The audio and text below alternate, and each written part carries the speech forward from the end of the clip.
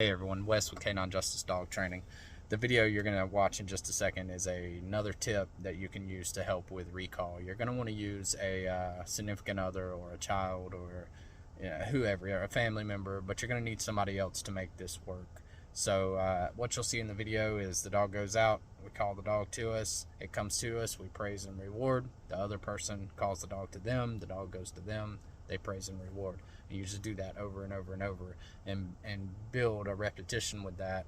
That way it becomes consistent. And like I always say, consistency builds habits. So try this out and see how it works for you.